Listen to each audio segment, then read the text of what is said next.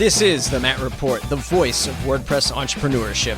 If you're running a WordPress freelance business selling themes, plugins, or client services, this is the place for you.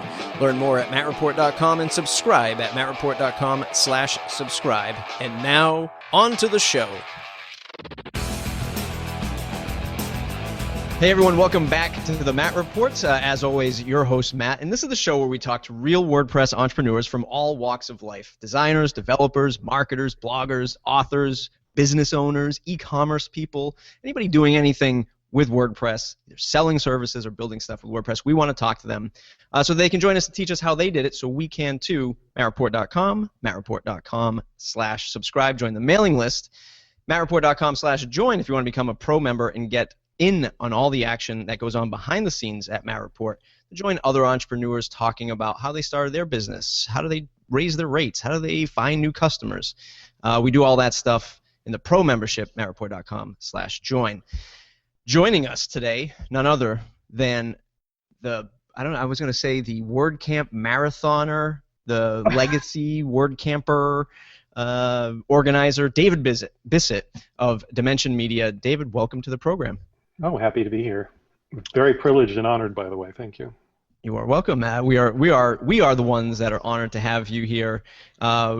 You're most well known for, of course, WordCamp Miami, WP Armchair, and bringing all the fun that is known about WordCamps to Twitter. And we want to learn about that today and some other stuff. So give folks the two-minute elevator pitch, who you are, what you do. Oh, I'll try to make it 30 seconds. We got 2 minutes. Okay. Well, I work out of my home of a full-time freelancer and from Fort Lauderdale, Florida. I started with WordPress when it was version 1.5 in early 2005. And since then, I've been working with, I do a lot of WordPress custom themes. I actually do a lot of highly customized WordPress themes right now for particular clients and companies and startup companies. And nothing that would be redistributed in the public or sold as a theme necessarily, but these are highly customized themes for clients and customers that use them for years. I also do plugin development, and a big part of what I do, actually the majority of what I do right now, is also BuddyPress related. And that's what I usually talk about, usually when I'm at WordCamps, when I'm speaking and not organizing them. and as you know, and as you just mentioned, I've been organizing WordCamp Miami since it started for 5 years. John Jacoby and me and a few others started working on it in 2009. 2010 we had 200 people, and last April you were there, and we had our 5th WordCamp, and we had 770 show up. So I've had the honor of doing that and having 2 BuddyCamps also in the past year, and also having running the local couple of WordPress meetups every month.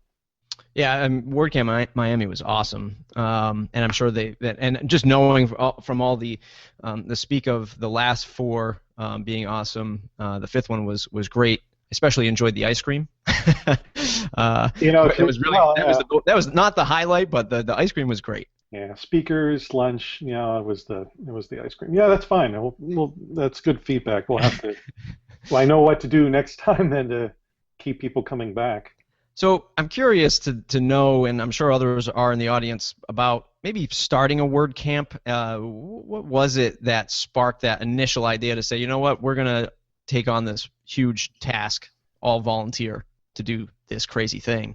How did that start, and how has it either progressed your career or at least connected you with other folks in the WordPress world? Oh, well, it was just, I guess it's the same way others, when you ask them how they got into, contributing to core or doing the documentation or, starting their local meetup, you ask them why, they probably would say something that boils down to just giving back to the community. When I started this with John and the other guys in 2010 or 2009, we had our first WordCamp in 2010. The WordCamps were just getting started, but they've been out for at least a year or 2, I think. So, we weren't one of the very first on the scene, but I saw the potential that having a WordCamp down in Miami, which is a large metropolitan area, right? It's probably one of the biggest cities in the country in terms of at least diversity, if not population. So we agreed that there was potential, and there was, and we saw it as a way to giving back to the community, especially since there weren't too many of these types of conferences in Miami, believe it or not. So we thought it would just benefit everybody if we just had a WordPress or a front end type of conference in our area, and it's benefited me. It's benefited me enough because I think if I, at least in the WordPress community, like you just described, how everybody knows me, whether they've been to WordCamp Miami or not, they know that I run it. So at least somebody knows me. Yeah.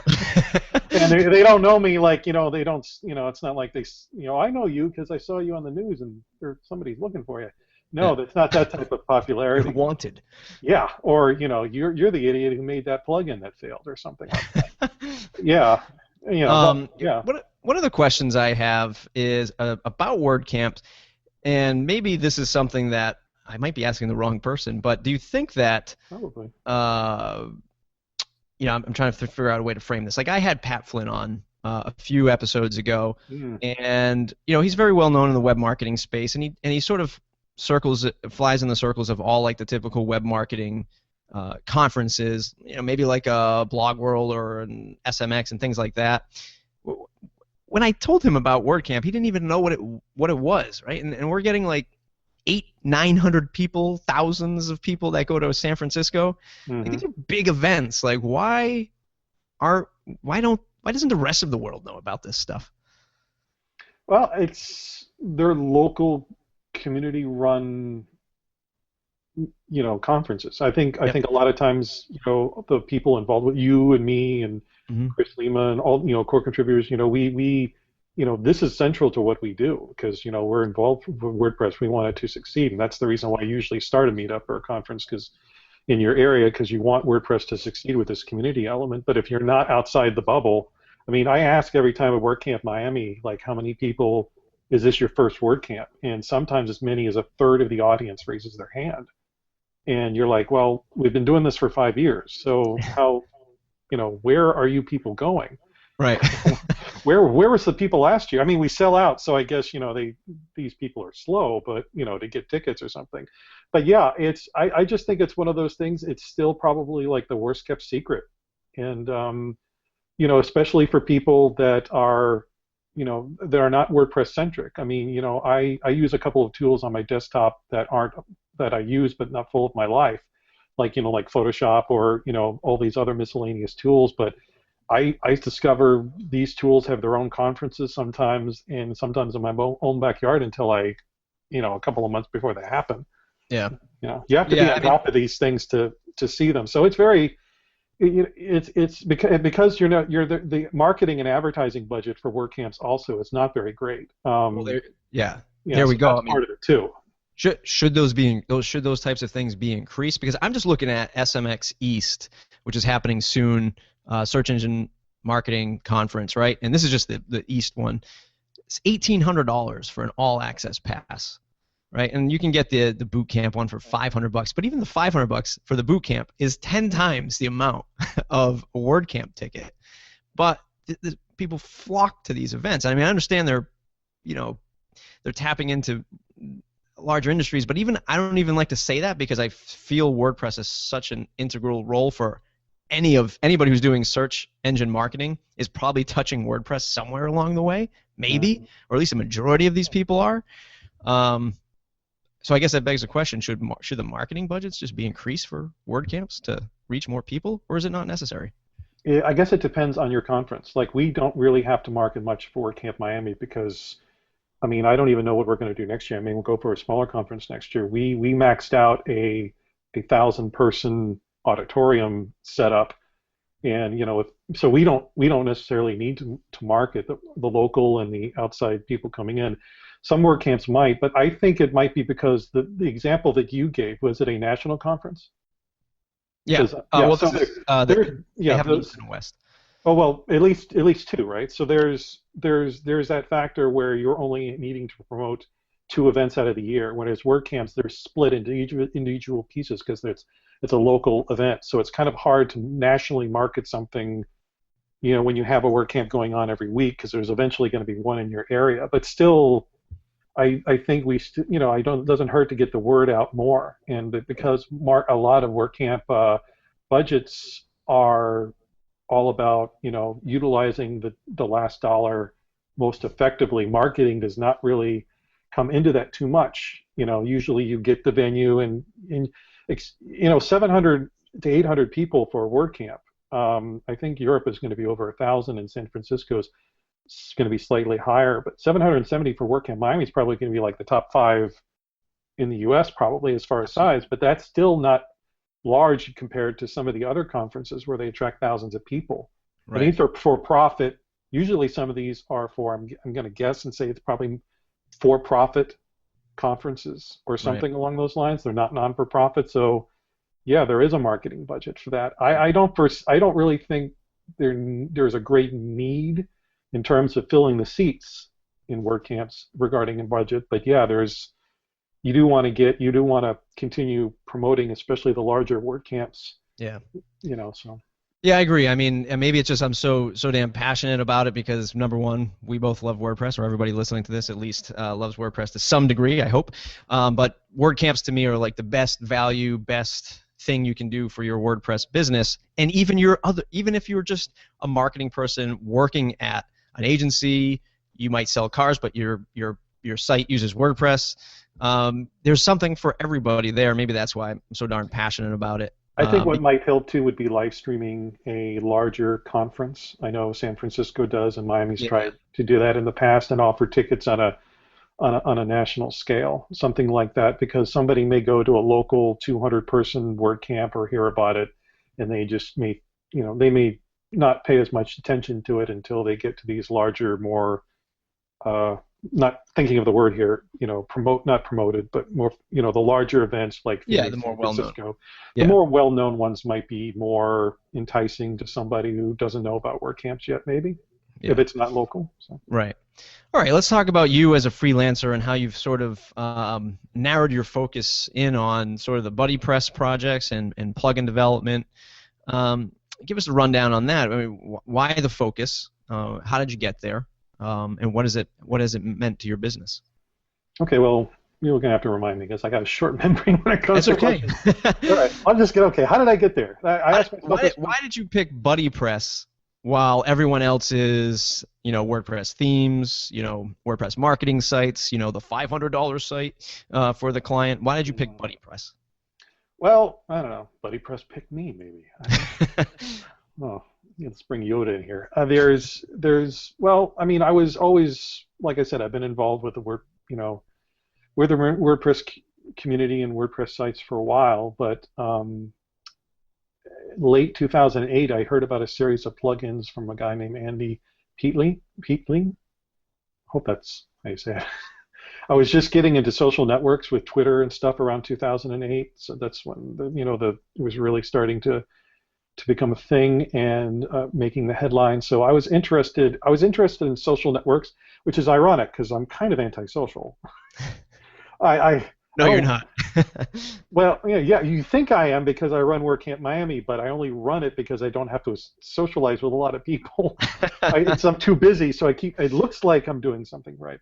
So yeah, that's my secret. I just let it out. So 2008, these series of plugins and modules from Andy he was just starting to talk about them, and I was so interested in these in the social aspect of trying to bring it to a WordPress word level where you would own your own data and do all the things that benefit from running a WordPress site that I decided to follow it. I literally started following the project from BuddyPress 0.01, which was just like one or two basic modules you had to like install by hand or something like that. And when BuddyPress 1.0 was released in April of 2009, I immediately started using it for client projects. And it's progressed to the point today where the majority of my freelance work has been using BuddyPress, has BuddyPress involved with the project in some way, shape, or form. How did you find the client that wanted a BuddyPress implementation? Well, there's two things. One, a lot of them these days find me, which is amazing. I guess we'll talk about that in a minute. But especially early on, when people didn't even realize they could do this with WordPress, or didn't even realize WordPress or BuddyPress existed, much less WordPress maybe, I started offering clients, the right clients who would have good fits for a project, like if they were designing a website where you could view recipes or view, car parts or something like that. I would look at the project and say, you know, what additional value can we bring to this site using BuddyPress or using something similar, and try to get them a little bit ahead of the curve in term, these days it's automatic that any startup project or any project that you have should usually have a social component in it these days. It's very popular, but a couple of years ago that wasn't so obvious. So it was trying to think of the client's best interest in terms of, hey, if you've got a little bit extra time and budget to work, I think this is going to bring tremendous value for your site, and that's how a lot of my BuddyPress projects got started. How would one use BuddyPress on a car parts site? Kind of interested in that. Car parts site. See if I can try to remember that guy. Well, everybody. It was a question of people logging in and listing their preferences in terms of what cars that they work on, or what cars that they've have worked on, or what cars that they owned, and that sort of thing. And people would they would be able to post inside their profiles like parts they were able to sell. So there was an e-commerce level involved in that as well. And it wasn't like an eBay or anything on that level of e-commerce, but it was just enough to say there were groups and forums inside the website for what type. I'm not a car person, so this was kind of tough for me. Yeah. But it was like, yeah, hey, these are the cars that I like to work with, or these are auto conventions that I attended, and it allowed them to keep track of all of the the parts that they sold, the conventions they attended, and that sort of thing. And it added to, people could view the public profile and decide, hey, I want to follow this person because this person knows how to work on, Mustangs or something along those lines. It was very simplistic a couple of years ago, but now today it's much more complex, where it's not just the website has a social layer like on top of it. It is actually so intertwined with the social layer now the projects that I'm doing that it's hard to tell where BuddyPress or social ends and anything else of the other part of the site begins. Yeah, so is it fair to say that BuddyPress is a sort of a cornerstone to social app building, using WordPress, or so are you using BuddyPress to do that, and are you positioning yourself for folks working with you as sort of your value add being, I'm the guy that can integrate social and create these social layers on your site. I don't care about design or how you've developed the rest of the site, but I bring this social level to this project? Or do you take on the entire project from start to finish? It's kind of like 4 questions in one, so pick one. Well, I don't do design usually on these projects, because there's a whole other topic about the criteria that you should have when you approach a BuddyPress developer. And part of that is, I'm going off on a tangent, I can't remember, but it's these people that there's usually, outside of sites that you're adding the social layer on top of, there is 2 other case scenarios, I guess you could say, for at least that I've experienced with people coming to BuddyPress sites. Besides the ones where, hey, we can add the social component to your site, there's one where there's, believe it or not, corporate intranets is another one that I do some work in, because those are usually social by nature, and because people want people in the corporations to interact with each other and work on projects. But the other has actually been the best use case that I've seen recently and involved with for the past couple of years, is startups. A lot of the upcoming startups have some sort of social layer on top integrated with them. It's kind of like an app. Now, when you talk about building apps with WordPress, web apps or mobile apps, that's kind of the level of which I'm been seeing the past couple of years. So I've worked on a number of startup projects that have either have WordPress and BuddyPress as its base, or they're more proof of concept websites where it's like, listen, we want to build something relatively inexpensive, like 10 or 20 grand or less, which sounds like a lot, but they're looking for hundreds of thousands, millions of dollars potentially, and they just want a proof of concept site to be able to show to potential investors. And now that BuddyPress has made it so much easier and cost effective to add these social components, or to create these apps from scratch sometimes when it's purely the next Instagram or the next Foursquare type of apps, those are the things that on a smaller scale that is possible now with WordPress and BuddyPress. And now that AppPresser exists, which I know you're aware of, now you can actually have an actual mobile app now with your BuddyPress site. So these things are coming together where it's now effective, cost effective, and time effective to build these types of things. Now, I probably didn't address whatever question you asked, though. No, that was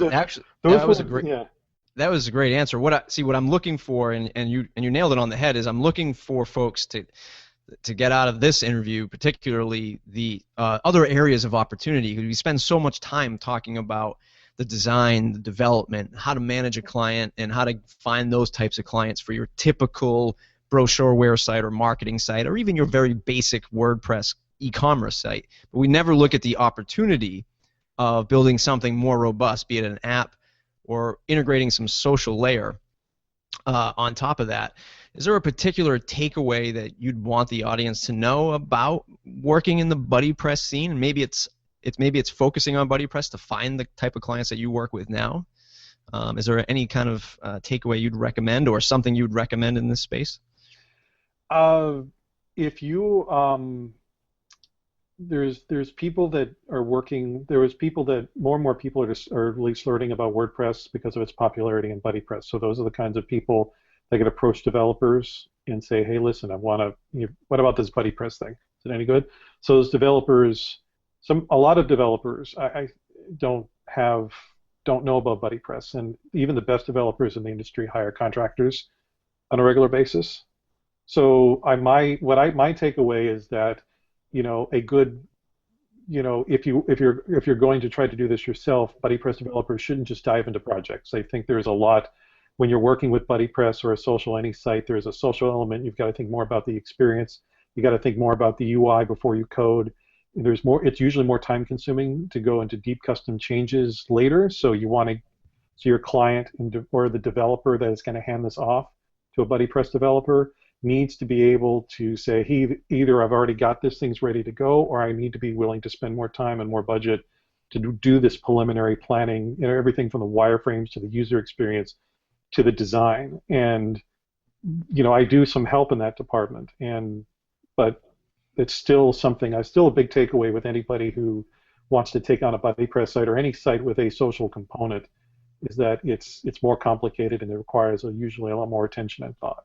Yeah, no, it is fascinating stuff. And I'll just say it again. I mean, I just think that we focus so much on the biggest elephant in the room, which is $500 client. Need to charge them $5,000 so that I can have a sustainable business, and I need to educate the client on web and tech.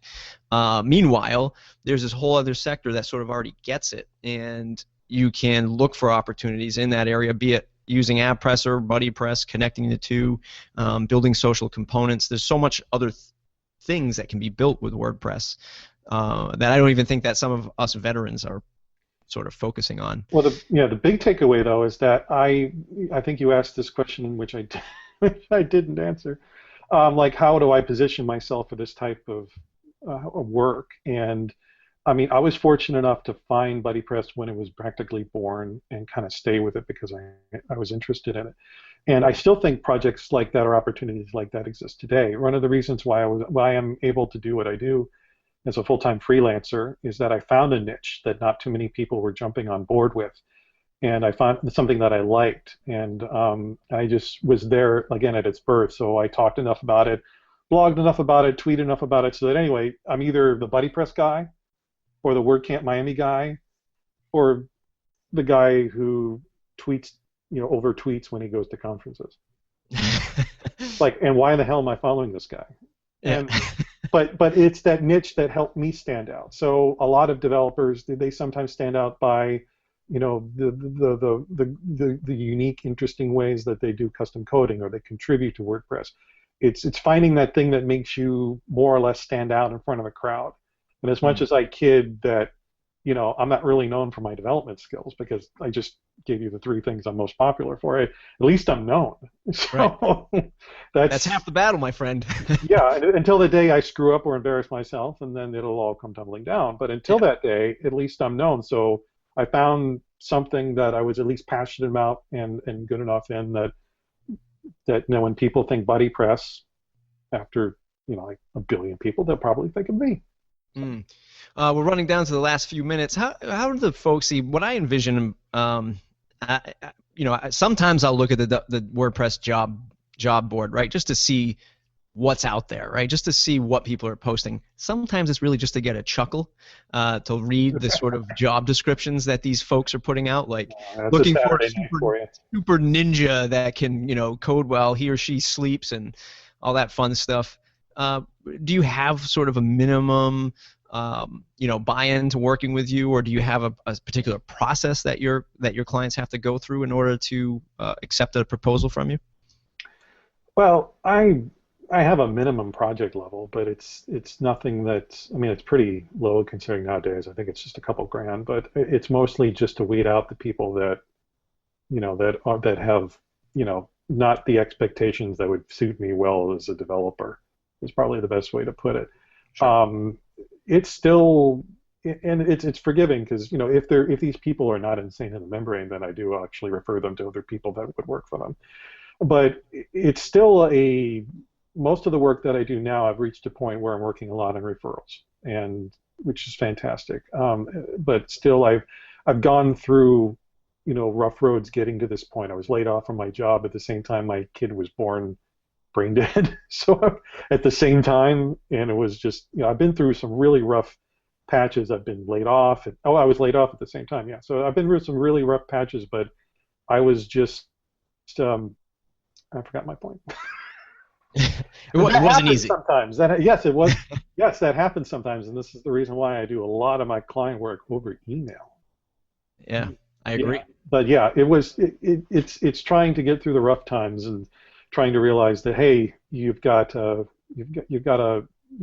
it's all about that, trying to find that niche in what you do, and not having, there's a lot of, the demand for BuddyPress has been, I think, is increasing, and especially since there's more BuddyCamps, there's more mention of them at WordCamps now. More people are beginning to realize this is a well supported tool. It's supported from the same people who are supporting WordPress, so it's a valuable option, and so it's looking good, onward and upward. One final takeaway for the freelancer who is listening to this, saying, you know what, I'm going through some rough patches right now. I can't find the right client. Everybody only wants to pay me $100 or $200. Non-business stuff aside, but lifestyle for your own mental health and well-being. Any parting advice for those who just want to run a good business and be happy in life? Any advice for that person? Try to find things that you can do that can give you more value, which is kind of a horrible, non-specific answer. But the way I gave myself more value is that I got involved in my local community. I was organizing my meetups. WordCamp Miami was a big thing. So that type of work, that type of exposure, and if you are, depending upon how much experience you have as a developer, networking can be a tremendous opportunity, because even if it's just other WordPress people that begin to know you, these are the people that are usually like way overbooked, there's probably a lot of people in the WordPress network that provide you with enough work, the quality work, the work that you're probably looking for, or at very least a stepping stone to it. Every time I go to WordCamps, I always see the whiteboards that have, we're looking for WordPress people. So this is the opportunity to especially get in on this networking level with these people, because there will come a day where where the demand for the WordPress development is going to go down or cool off at least a little bit. I mean, it's inevitable. I agree. It's just a question of when. Is it going to be in 2 years? It's going to be in 5 years? It's going to be in 10 years? It doesn't, who knows? But it's inevitable. And but I still think at the same time, you're still in the early stages of this, being able to just, not have to necessarily be certified or anything, in terms of if you know what you're doing and are learning to learn and grow and work with other companies, other WordPress companies or other developers, you can still make a name for yourself, especially if you do find that niche like I did. So do it now while there's so many other opportunities out there, and go to meetups, go to other meetups, go to other WordCamps. Invest a little. If there's not one in your area, it's a good investment to try to go to strategically try to pick a good big WordCamp that you can visit. And just like me, I'm not social, but I force myself to be social and for people to get to know me, and it helped me. Absolutely. Awesome advice, Dave. And hey, look, if you can't make it to a WordCamp, you can always hit up WP Armchair and sort of watch it from the comfort of your own home, right? And sort of get in on the mix over there. Yeah, and eventually start your own, or there's other WordCamps, or there's other WordPress conferences now that aren't WordCamps, that are offering, live streaming or other things in your area that you may be able to attend. It may not be just WordCamps. If there's any conferences that are related to your department, that you'll probably meet some WordPress people there. Awesome stuff, Dave. Dave, where can folks find you on the web to say thanks? Usually not to say thanks. Where can they seek you out if there's a warrant? Why did you waste my time with this podcast? DavidBisset.com, and I'm Dimension Media on Twitter. And especially I love talking about WordCamps and BuddyPress. So I'm not going to build you a WordCamp, but if you want a WordPress, if you want a BuddyPress site, I guess that's good. I guess that's probably, just let's stick to the BuddyPress stuff. Yeah. All things BuddyPress. Yeah, let's just stick to that. And if I can't be of service, then I probably know someone who could. And that's because it's all one big community. We're not competitors, we're comrades. So. Awesome stuff. Anybody who has those questions, go ahead and find Dave on the web. Seek him out. I'm sure he'll be happy to help. Amazing interview. For those of you who just and only listen to the audio, thank you for that, number one. But number two... Thank you. Yeah, that's you are doing yourself a favor. Head on over to the YouTube channel so you can see Dave in all his glory, but also the framed T-shirts of the WordCamps that he has behind the wall, or behind him on the wall. It's pretty awesome memorabilia. So Dave, thanks again. Thanks everybody. MattReport.com/subscribe. Join the mailing list. Tell your friends. Tell your family. If you're doing some stuff in WordPress, this is the podcast you should listen to. Thanks everybody. Thank you, Matt.